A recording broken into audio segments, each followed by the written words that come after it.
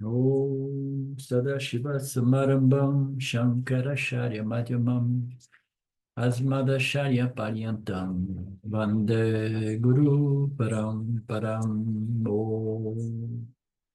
Namaste, welcome. Mark, can you say something? Yeah, good day to you, Islander. Good day, Lynn. Good day, Sylvia. Thank you. Thank you. Okay, so we begin today at the very bottom of page 47.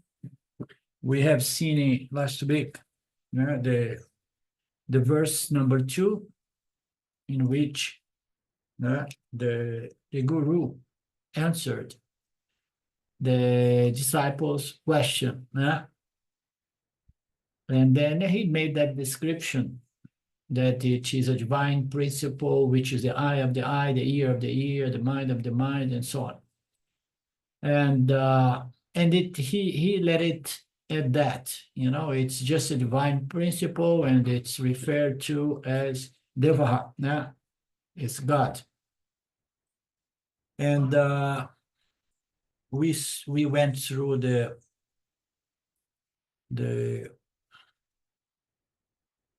unfoldment, the exposition of Swami Paramarthananda.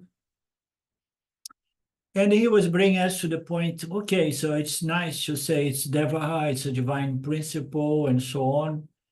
And then he reminded us of the attributes of God, the 1, 2, 3 features, or 4 features. He was presenting these features differently from the usual Satchitananda, existence, consciousness of non-dual nature. He was presenting it as, impossible to be objectified. It's not something like matter and energy. It does not contain any attributes. It does not change, and it's not bound by time. So we have seen all of that as an effort to define this divine principle as Devaha. And then Swamiji here and there says something that was not really presented in the verse. He says this divine principle is the witness of the experience of the awakening state. So what is this witnessing principle? It's the same divine principle. So it's consciousness, he says briefly, but he does not elaborate very much. As we know, Vedanta is not just about to say something about God, but it is to convince us that we are that God. We are that divine principle. We are limitless conscious existence.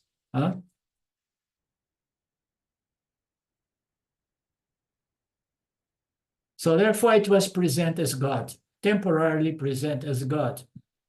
Why? Because God is our object of upasana. God is our object of meditation, worship, and so on. Because Vedanta is all about not only spirituality, but religion as well. Religion involves the relationship between the creature and the creator. Or we can put it in terms of the apparent creature towards its apparent creator, and the laws, holding the creation, the apparent creation together. So, but okay, so we need to know it's Deva. We love God. We are Vedantins, but we need to know that this Vedaha as an object of worship is not the ultimate truth, because as we have determined already, it's not an object in any case, not even object of experience, no, knowledge, no, worship, no. So how about this non-dual worship, non-dual devotion, it presents us a certain problem in that context, because the moment you dissolve duality, and then the worshipper and the object of worship, they become one and the same. So he said that that's the ultimate goal, is to find out what is this Devaha. This Devaha is available to us as the consciousness of the Jivatma in the awakened state.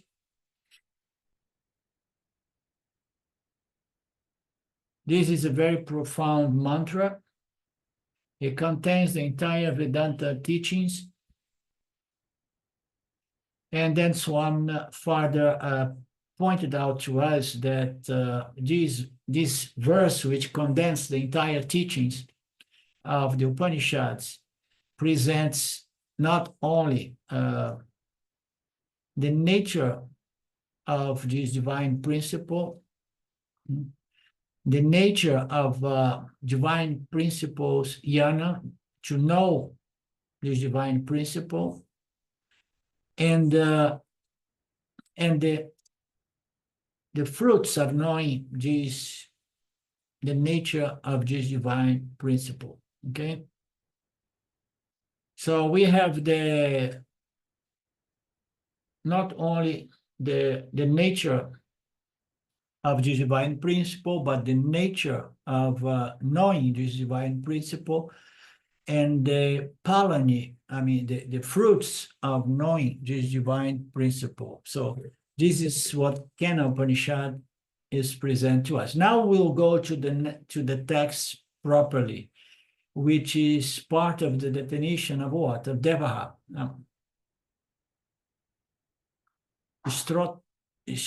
Srotrasya strotum. Onwards up to the third line of this verse, that Atma is a divine principle. But what is this divine principle? So the divine principle is the Atma, but the Atma was present as God. The second topic, which is jnana, is not yet directly mentioned, okay? It's just presented what is this divine principle. So how are you going to get the knowledge of this divine principle? It needs to be supplied because it was not directly mentioned or explained. So we have to supply that, and we have to supply the jnana palam. What is the benefit? Okay. Jnana you have to add. Now jnana pala, he says that is given. He says that, yes, because in the end of the verse it says, the one who knows the I and the I and this and that has reached immortality. So that's the jnana pala. So what was not clearly presented was the nature of this knowledge. So therefore, jnanatva, the nature of jnana, we need to supply in this mantra. After managing to gain this jnana in respect to Devaha, which is the divine nature of everything, then we come to the middle topic, which is the nature of this knowledge. So the third topic is Palam. It's a very nice topic, as we know, we enjoy it. Now we will take these up. The second step, which is the nature of self-knowledge. What is the definition of this divine principle? The teacher is forced to give a definition in an indirect manner because of certain difficulties in divine something which does not have any quality, property, or attribute. So how are we going to present a definition of something that is not formed or by the gunas of Maya? There is nothing that allows us to say it is like Jesus, like that. Suppose the teacher says, this divine principle is consciousness, and this consciousness enlivens the body-mind complex. This is the divine principle. Suppose the teacher says that, okay? So what the disciple will do? So the principle, which is divine, which is God, which is enlivened, is consciousness. So what is the disciple going to do with it? He's going to try to know it. Okay, consciousness is the real deal here. It is, God is consciousness. Consciousness is all there is. I have learned any and everything in life objectively, and now, of course, the tendency, once we know that it is consciousness, now I want to know God as consciousness, so I'm going to look for consciousness in an objective manner. So you're going to learn about that. We learned about that.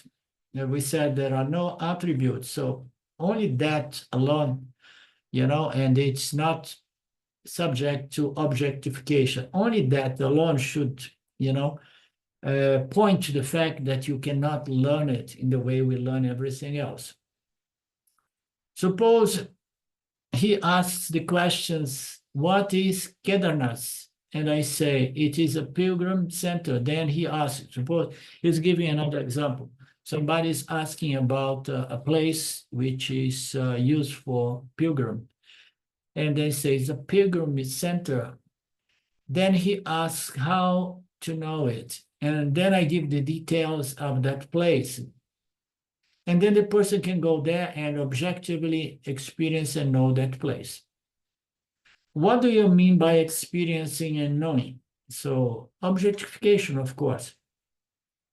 Throughout life, we have been knowing things only by objectifying whatsoever we want to experience and know. Therefore, once the teacher says consciousness, the divine principle is consciousness, what the student will do, the student is going to try to have an experience of consciousness so that he will know consciousness. It's very subtle, it's very subconscious, but that is the mechanism that misleads nearly all of us at the beginning. How to experience that? How to know that? Where should I go to experience that? Oh, go to the Himalayas, go to Rishikesh, and so on. Outward, whatever the person experience contains what? O-M-A-C-T. It's endowed with O-M-A-C-T only. Okay? Then he decides consciousness is not outside, suppose. No? Then the disciple understands, no, consciousness is not outside. It's not an object such as the objects we experience in science. Consciousness is inside. Okay, so again, what the student is going to do with that? Okay, it's not an outside object, but it's inner object. Then he will tightly close one's eyes and look for the arrival of this divine consciousness. With closed eyes, I may see my inner self. When he will come, when this consciousness, this divine principle will come. So I'm closing my eyes for the past 8 hours and I haven't met yet this divine consciousness. I'm being here suppressing my thoughts, suppressing my emotions, and I'm not meeting this consciousness.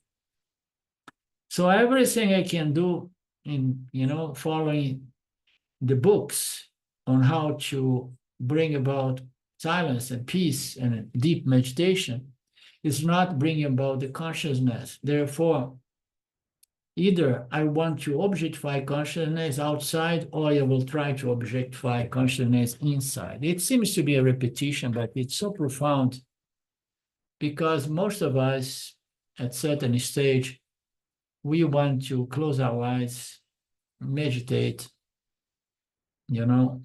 try to find consciousness within a deep ocean of silence and peace. But in any case, either you look for it outside or inside, you will miserably fail because consciousness is neither an external object, nor an internal object. It's not an object as the OMACT defines. So then what it is? Swami just jumps the gun here and say, it's you. The more you try to realize the self by sitting in meditation, the more you will miserably fail. Swami, somebody told Swamiji somebody told Swamiji Paramarthananda, I have been practicing meditation, who am I for 12 years. I'm able to reach up to a state of mental peace and blankness. All the thoughts are removed or suppressed, but after that, nothing happens. I do not meet this divine principle, and I don't meet reality, I don't meet consciousness. I'm waiting for something that I should meet, experience, and know. What is the answer? Don't expect anything to happen. The only thing that can happen is knowledge, realizing that you are the light of consciousness. And now all these subtle objects are no longer coming to the party anymore. There is only you, the light of consciousness. Therefore, it should be easier for you to recognize you, because there are no distractions of many things being illumined by consciousness. But people say, no, but I'm trying to find out, nothing's coming. Nothing will happen because you, the one who's meditating and searching and trying to know and experience, you are the divine one. You are the consciousness. So therefore, if I name it as consciousness student, immediately close his eyes and try to have an experience of consciousness objectively. Dayananda used to say, never meditate during a Vedanta class, because the class will be lost, wasted. If you listen with closed eyes, it's okay. It's a little danger because you may fall asleep, because the body will understand, the guy is closing his eyes or her eyes, it means that he wants to sleep. Be careful. But, if you close your eyes, it's maybe okay.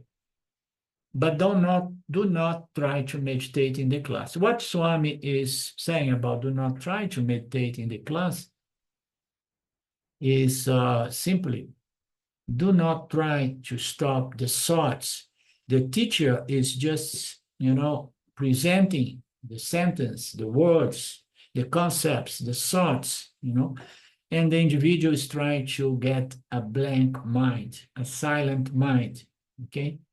So that is a waste of your time, okay? But Swamiji is saying that Dayananda was trying to say that the self is not an object to be experienced in deep sleep, because if you want to meditate, it means you want to go into in deep silence, not sleep, in deep silence. You want to go to that space of deep silence to have an experience of consciousness, this divine principle. But as we know, at the most, what we have to experience is a pale reflection of consciousness in a mind that's producing no longer thoughts of whatsoever objects. It's a very nice feeling, sensation, experience, but it's not reality, it's not the self. Why? Because it's bound by time, it's impermanent, okay? It's an object, and it has attribute. What attribute? It is sattva guna. Sattva guna. No, that's the attribute of that object of experience, often known as a blissful peace that passes all understanding. Therefore, consciousness, if the teacher says it is consciousness, what's the problem? The disciple will look for that and try to experience and know consciousness. To avoid this problem, the teacher can also say, you are this divine principle, you are this consciousness, and you are not an object of knowledge. This is what you really are. This divine principle, which is consciousness, is what you really are. So it seems like, okay, that is going to solve the problem, because there will be no room for objectification. But the problem is that the moment the teacher says that you are the divine principle, the disciple has got, first of all, has got a concept of I, which is the body-mind-sense complex, that is going to superimpose on its true nature as consciousness. Okay? When you say you are, if the individual, if the student, the disciple is not very clear about the true I,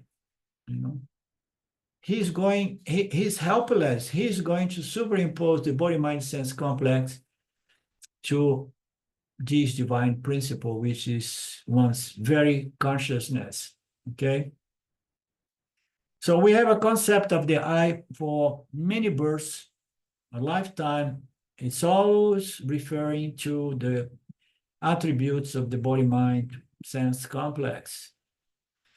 It's so subtle, but it's so persistent. The moment that you tell people, I mean, see in my Brazilian group, you are consciousness, the person say, yes, I got it. And then I wait to see when I see superimposition, the person believes that his or her body-mind sense complex is the divine principle. And then how you see that, not only from what the person says, but it comes with a perfume of pride and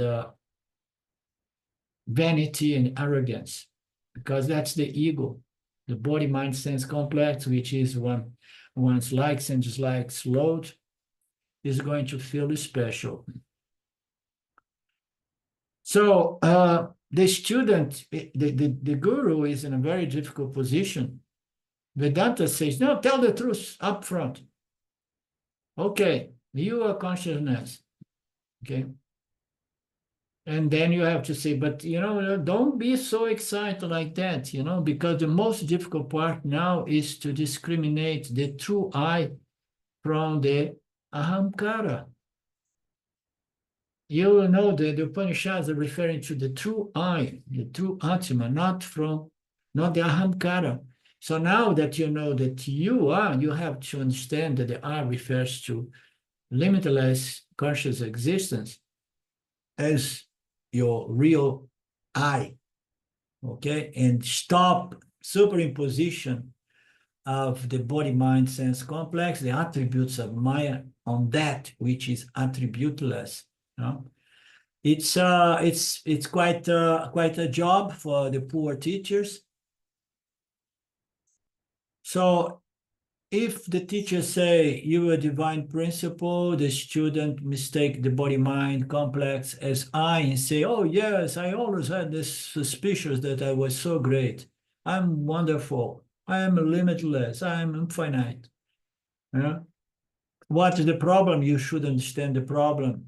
In both cases, if you say consciousness is the divine principle, and consciousness is the only absolute reality, and one lives at that, the individual, and you must know consciousness, but you live at that without the final declaration that, you are that. Tatvamasi, you are that. No, you live it. You just say, that is the only reality. That is consciousness. It's the existence, and, and then you live at that. The person is going to look for it objectively. And you say, but you are that, he's going to get confused because he did not properly identify the I as it is. The I is confused. Do you understand, Lynn?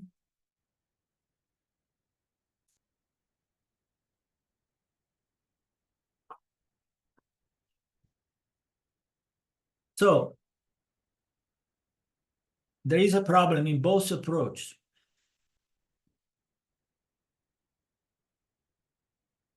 Since both approaches of different methods will not work, the teacher has to catch the nose in a roundabout way. So, and that's what the teacher must do. He says the divine principle is the year of the year, and so on and so forth. It's something, it's just pointers.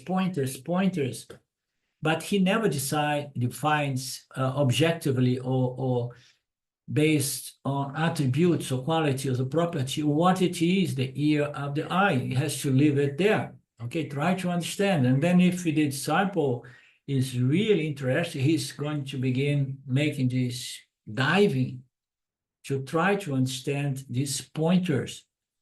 The Upanishads are going to say, you are that limitless consciousness.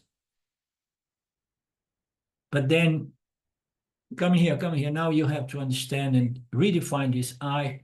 The real I is the ear of the ear, the mind of the mind, the space of the space, the light of the light. Okay?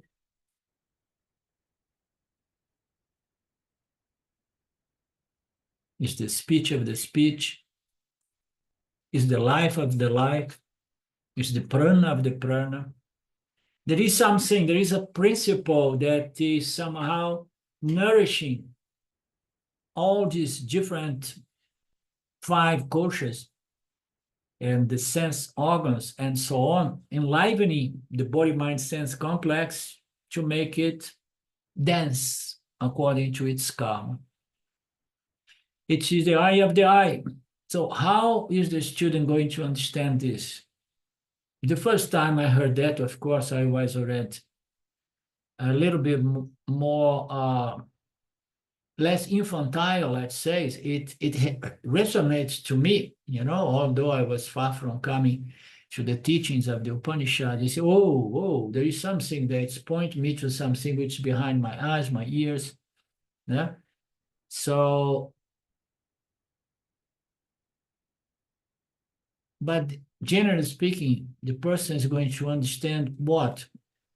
Teacher does not want you to understand, because the moment you understand, you're going to understand, superimpose qualities and properties to the eye of the eye, the ear of the ear, the prana of the prana. You have to understand without attaching attributes, without objectifying what the pointer is pointing to. Understanding, generally speaking, involves attributes and objectification to get to know an object which is defined by its attributes. So it says here that the teacher does not want you to understand in the common sense of the world, but the teacher wants you to understand. But this understand is what we call aparoksha jnana. It only comes at once, and once it comes, it's never forgotten. Okay? And you must understand, you must know. But I don't want you to know and understand it objectively. The teacher wants you to know and understand it without objectifying it. And the disciple wants to objectify. Why? Because it's an old tendency. I can't really seek and search for something without using the mechanism of objectification. Understand the self, this divine principle, without objectification is synonymous of success in my Vedanta approach. So I got self-knowledge because I managed to know the Atma without objectifying this divine principle. Understanding the Atma without objectification is victory, is success in Vedanta.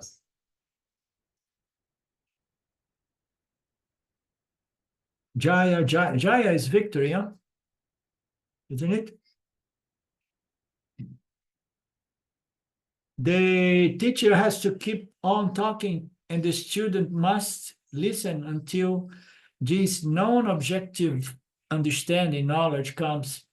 This is the toughest task for the teacher also, for the student also. Therefore, only we have several courses. Therefore, we have to present so many Vedanta courses in which we basically teach the same thing. Okay? Only hoping that there will be a moment in which the mind is going to be so sattvic, and the extrovertedness that projects objectification drops for a moment, and the ha-ha happens. And this aha is never going to be forgotten. Therefore, we have all this course of Vedanta, hoping that at a certain point in time, the student will understand it directly without needing to look for as something other than one's very self, one's very Atma. What's the message to be given here?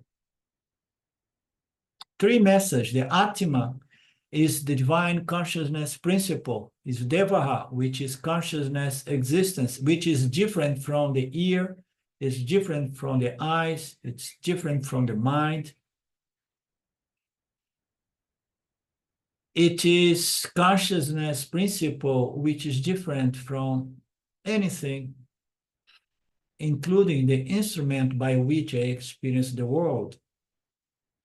I only experience my environment due to consciousness, because without which my eyes, my ears, my nose, and all my instruments of sense instruments are meaningless and useless.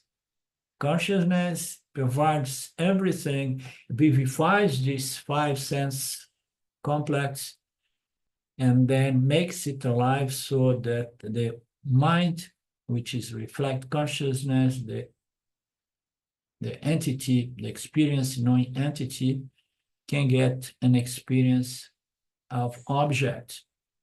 But there is something behind those sensory instruments, that which is really allow it to happen. The mind of the mind means what? It is the consciousness which is different from the intellect. It's the original consciousness which is different from reflected consciousness. This original consciousness shines in the subtle body, producing a reflected, consciousness, which we call, better call mind or human consciousness. That's what makes the mind, allows the mind minding about things. Yeah? That is sensing. Similarly, the other organs also, prana, the entire body sense complex. The message is therefore given. It is the consciousness principle behind the entire body-mind sense complex. From this way of definition, the teachers accomplish another thing as well. It is the consciousness principle, all right. And by say it is the ear, the teacher wants to say that consciousness only is one and the same behind all the five senses. So not only that there is a consciousness which is different from the mind, but there is only one consciousness. It's not that there is a consciousness in reference to the mind, and then there is another principle, which is the ear of the ear. No, it's the same consciousness, okay? It's not the principle ear, hearing or seeing, There is no special divine vision. No, it's only consciousness. Consciousness is the only divine principle.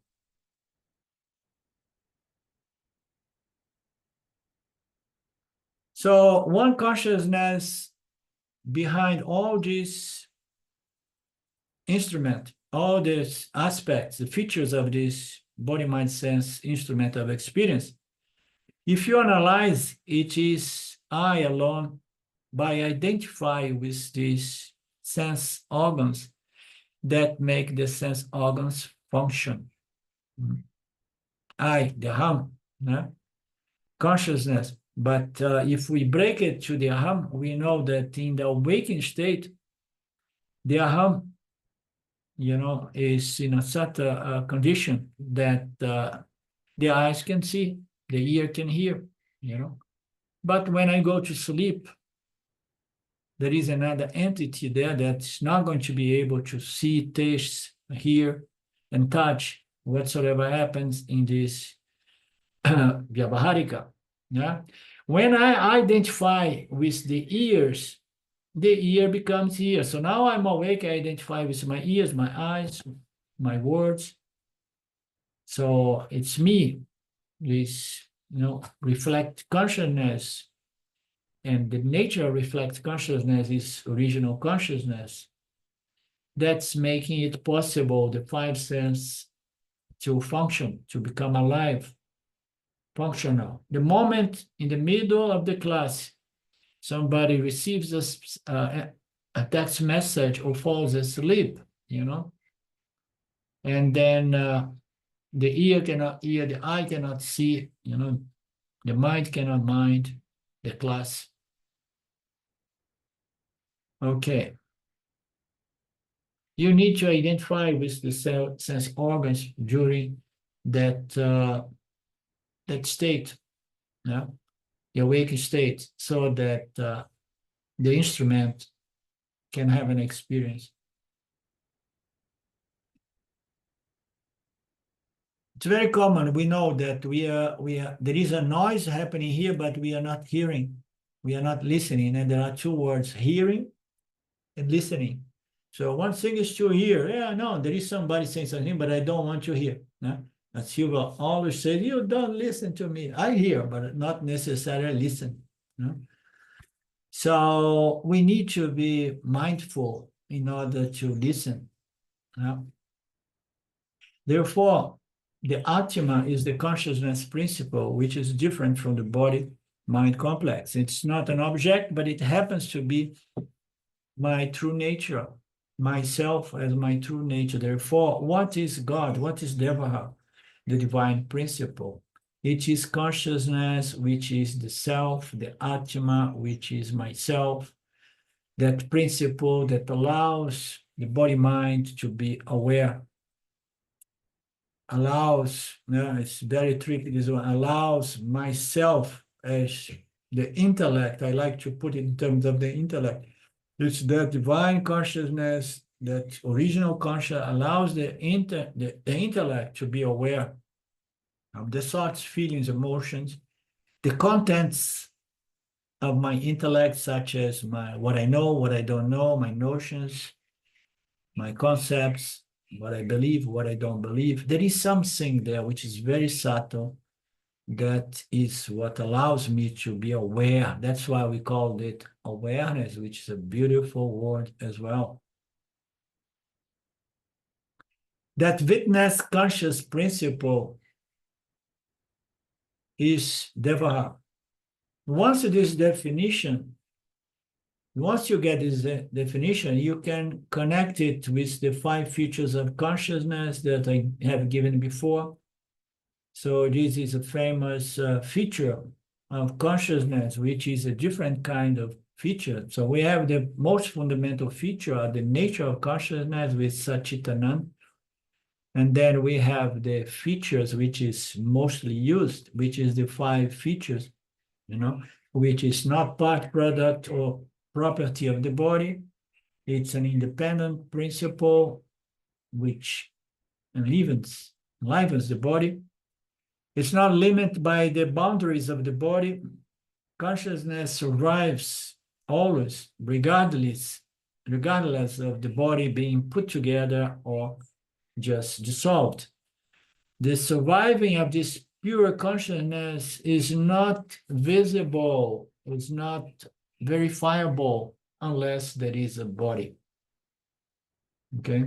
Oh, if that's the way, consciousness is there, a consciousness is going to survive. And then I'm going to start going to every, how do you say when people die, you go to what is that event?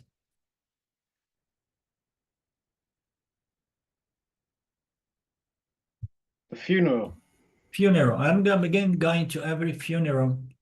No, I'm not going. I'm going to just track people who are dying, because when the body is about to die, and then if I know a lot of people who are very close to die, I ask, please, would you allow me to be present? Why? Because the body is there and is enlivened by consciousness. When the body dies, consciousness does not die, it leaves the body. And I want to see it because I couldn't see it build into the body. But once it leaves the body, I may be able to see it and say, no, no, no, you're a fool. The only way you could have a sense, by inference, an experience of consciousness was by the attributes and the actions, the thoughts, while this body mind is alive, you can see consciousness behind it if you have the knowledge. The same thing with electricity. So if there is electricity, the bulbs may burn, but electricity is always there, okay? But it's not available for experience, it's not available to be verified, okay? But it's there, yeah? So in the case, so you go to the people's moments of death and you look around to see if you can see consciousness living. No, you don't see it living. And right after that, you will not be able even to see the effects of consciousness pervading a physical body, mind, sense complex. The effect was sentience, okay? Was animation, and sentience. Now consciousness has left the body, and then the body is beginning its process of decomposition. So how are you going to know it? There's no material. It's in which it's not an object, no attributes, no change. So how I'm going to know that? I only know it by claim, aha, I am that consciousness. That is direct knowledge. The only self-knowledge there is direct. It's by claiming, aham brahmasmi, I am this limitless Atma. But be very careful at the moment that we claim. Don't claim it very loudly for your neighbors or for your friends. Claim it for yourself. And when you claim, never forget to exclude the body, mind, sense complex. Never forget to exclude the intellect as well. It should come without any sense of pride or vanity. So what is the teaching then? The teaching is claim, claim, claim, claim. Dayananda, I heard from someone that Dayananda used to say again and again, in the final stage, the teaching is only about claim, claim, claim, which is the Nididhyasana. I am the divine principle, I am conscious existence, I'm something other than the intellect, other than the thoughts, feelings, emotions, memory system, ego, sense organs, I'm something other than the five koshas, I'm not an Anandamaya kosha either. So I have claimed my true nature as limitless consciousness, unborn, ever present. Only observable, it can be observed, verified in the body-mind. So our best chance to identify and claim our true nature as limitless consciousness is while alive, of course.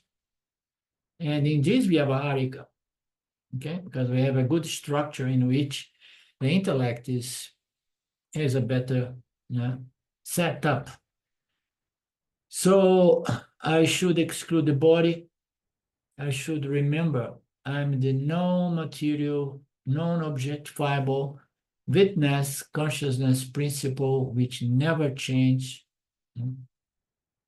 which never does anything. So this is what the teacher is working, struggling to convey to the students. This is the definition of the self, the Atma. Now, what is the nature of Yana? Jnatva is a very nice word because Yana, Atma, the nature of Yana. A student must claim. The nature of self-knowledge is claim, claim, claim. Claim what? I am the divine principle. I am consciousness. I am Brahman. Which is no material, unobjectifiable consciousness principle. So you please claim. with full conviction. If there is no conviction, it means there are doubts, suspiciousness, and vagueness, and so on. So what is the next topic? We'll take the word diraha, very important word. Diraha means the student must be qualified. Sadhana katustaya sampana adhikari. Very profound word.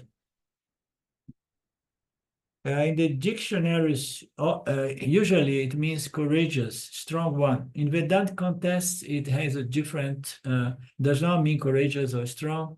It means qualified. Someone who got very subtle intellect to be able, very subtle, to understand that which is the most subtle, no material, no, beyond the objectification, beyond time and space, consciousness principle. To conceive that, we require a very sensitive mind, very subtle mind. The Upanishad, why do we need a very subtle mind, by the way?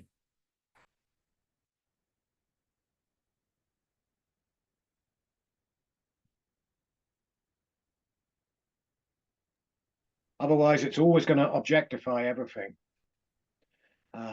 The smallest ritzy in the mind is going to pull the mind away towards an object. Anything from you, Lynn?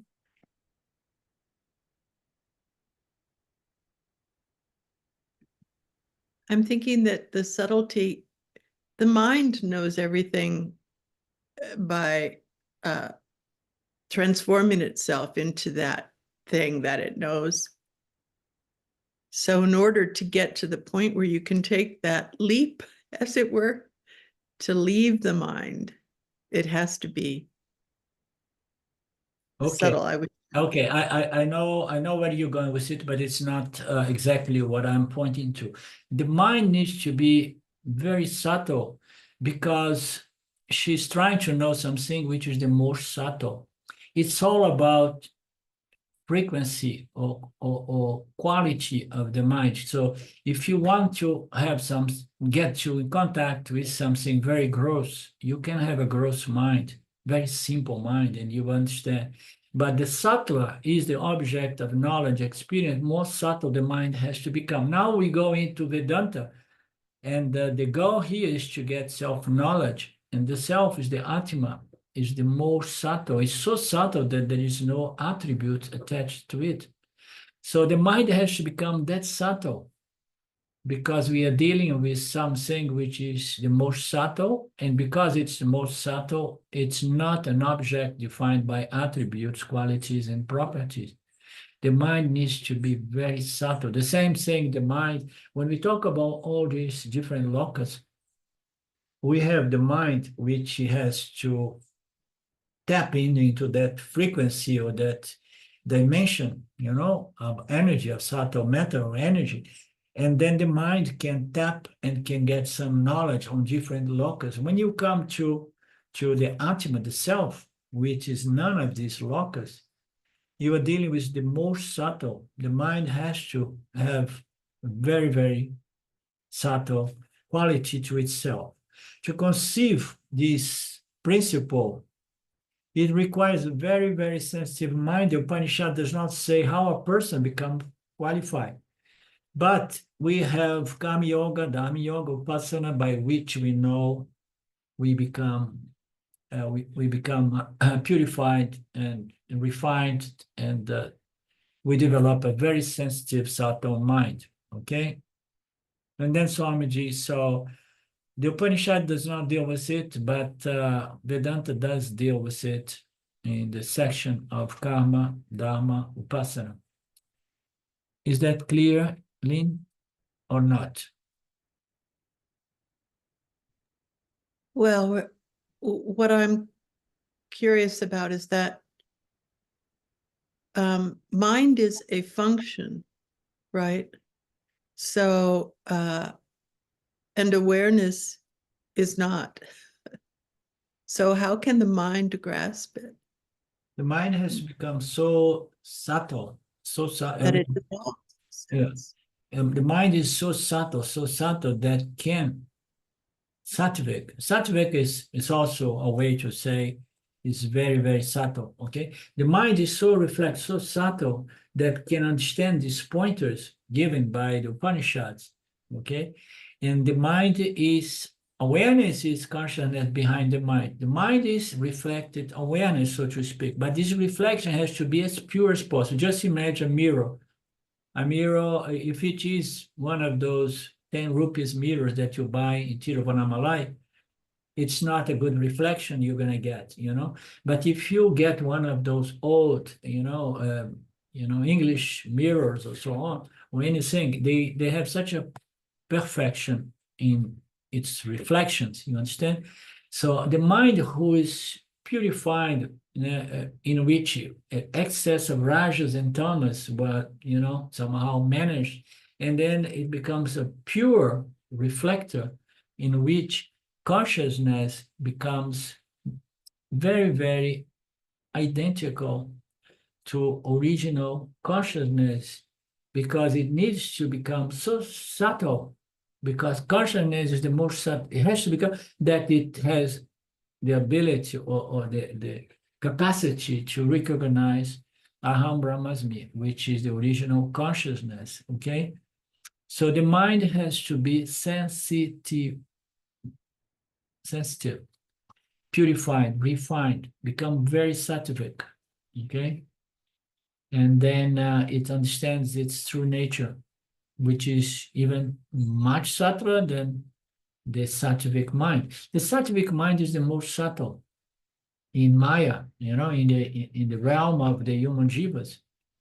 But the true nature of a sattvic mind is what? Is just original, limitless consciousness. Reflect consciousness. That's why we say we don't need to develop a super purified reflecting medium, which is another name for mind, but it has to be refined and sattvic or reflective, contemplative enough so that the self becomes very clear as one's true nature. You just see it. You just see it. You see it without, not with these eyes, but the Vedantic eyes. And we need to develop certain qualifications. Swami suggests long Karma Yoga. And what is Karma Yoga? He says we have seen it with the third chapter of the Gita. All the Upanishads take for granted or take in account the student, they have done already karma, dharma, upasana. If you come to Upanishad without having done Gita and so on, there will be difficulties. They must have completed and must be practicing Karma Yoga, and very sincerely. Then Upasana Yoga, also the same thing. Meditation upon the space, which is a very subtle object, is presented in a certain chapter 8 or 9, in which Krishna suggests different upasanas, and Akasha Upasana, meditating on space, was presented. Why? Because space is the most subtle object below the line of Maya. When you bring Maya into the play, the first element is space, is the most subtle. And even to meditate upon space, the mind needs to be very subtle, very sensitive, to really hold to the concept of space. The light, which is another beautiful symbol of consciousness, to hold to the concept of the light of consciousness, that which illumines and reveals everything that exists in the three worlds. So those are suggestions that are going to help to refine and also expand the mind, purify the mind. Swami says that on the 13th chapter of the Gita, 2 meditations are prescribed, Akasha and Prakasha. Meditate on Prakasha, the light, you see? Light and space are the most common metaphors to point to that which is conscious existence. So source of light has got a form. It's not the physical light, it's the light of consciousness in analogy. These kind of meditations will make the mind very subtle and sensitive.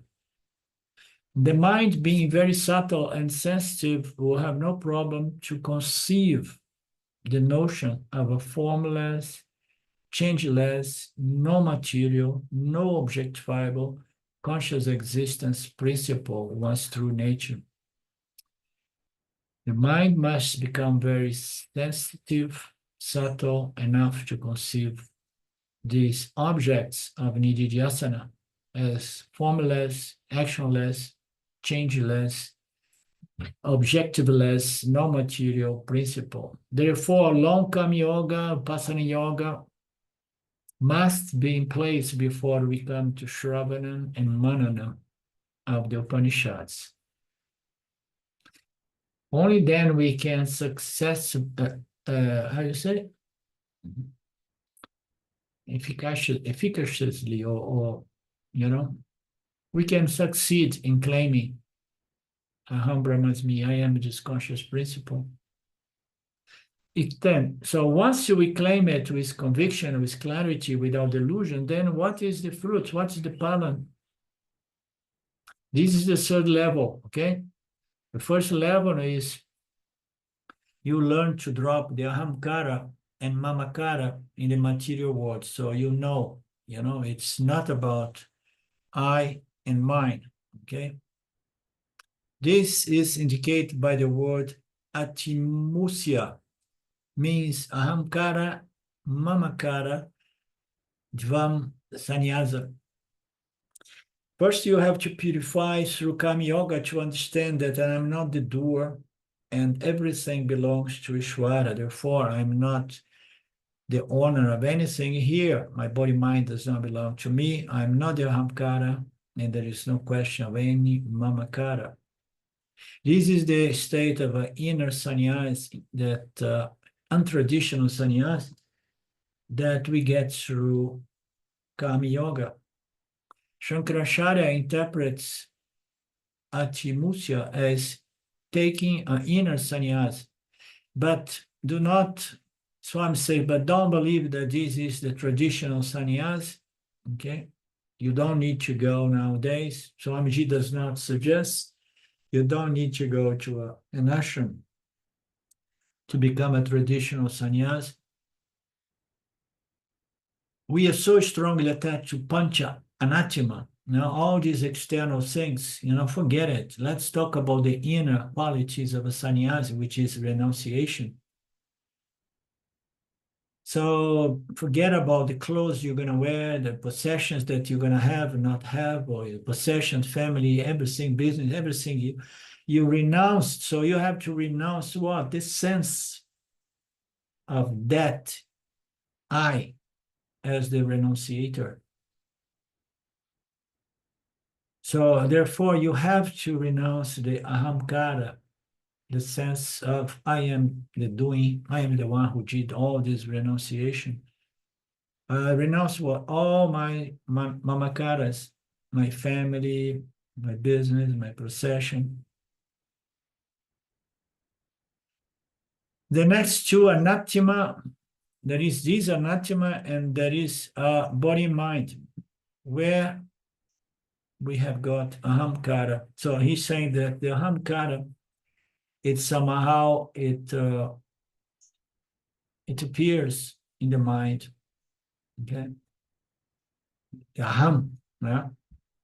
Also, I am this body-mind sense, where we have got ahamkara, the body and mind. The strong ahamkara and mamakara in the pancha anatima must be given up. And how are we going to give it up? We don't want to become a traditional sannyas.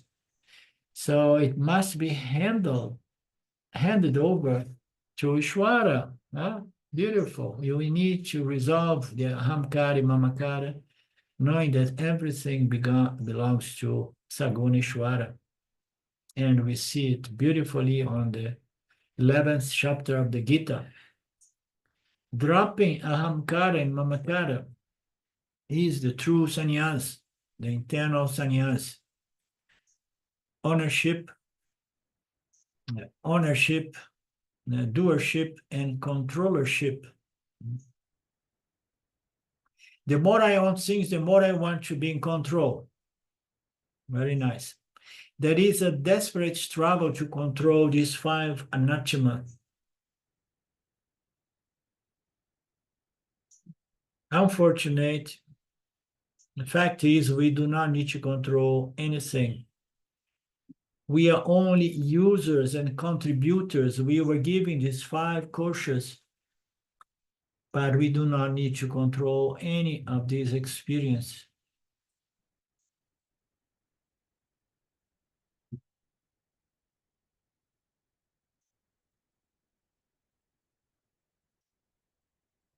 We are only users. We use it, but we never own anything. We contribute, but we never really take pride or take control of anything. Everything is controlled by this divine intelligence appearing. Now, the divine consciousness appearing as this supreme intelligence. Therefore, understand this fact. I drop ownership and the controllership and keep on doing that without any expectation with regards to my enlightenment. Because what I expect may happen or often may not happen, and that includes my enlightenment. This is called internal renunciation to any possible result, including the so-called moksha. Ahamkara-mamakara tyaga, renunciation of everything that can be owned, which depends on identification with the aham as the body-mind. Ownership, controllership, renunciation. This is the internal sannyasa, the real deal I talked about recently in one Guru Purnima.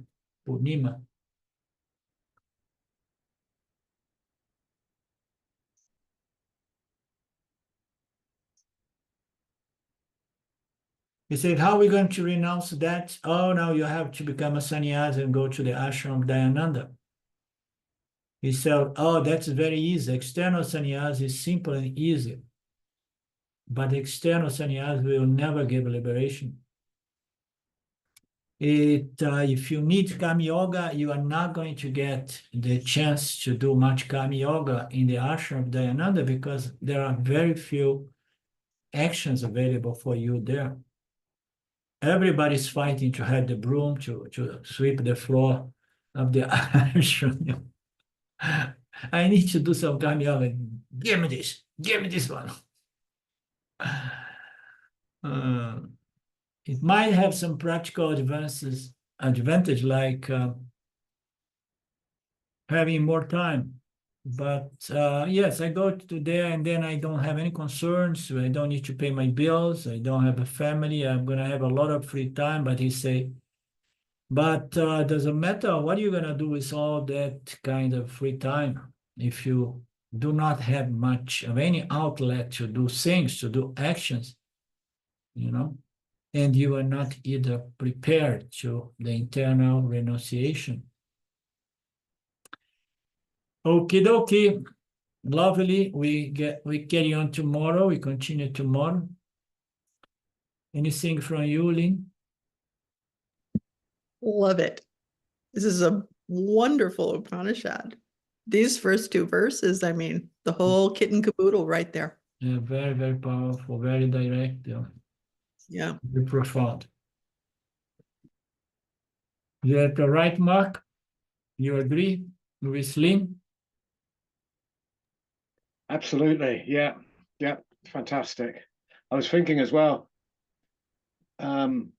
external sannyasi, if you still have desires, must be like a torture, really, because you can't fulfill your desires as well. Must be very tormenting to be in that situation. Definitely. Better that we do karma yoga and work through all these desires we've got and live our life out in the world until all those are completely gone. Yeah. And then Well, if we're going to, then we can take most of it is completely gone, but the desires must be there, and those desires for things of this mundane world must be convert to the desire to understand and know one's true nature, and then one can even go to an ashram. But most of the time, people understand that there is no need to walk away from my life. Yeah. I'm working with attachments this week, so I'm having a week away from the internet, apart from your classes, because I have a bit of an attachment for the internet. So we'll see how that goes. Okay, so if they bring a cyber attack on us and we remain 1 week without internet, it's going to be a good test for us. Yeah, absolutely. Okie dokie. Om Purnamada Purnamidam Purnamudachyate Purnasya Purnamadaya Purnamevavashishate. Om Shanti Shanti Shanti. Om. Namaste. Another week, again. We're meeting tomorrow. Thank you so much. Bye-bye. Thank you.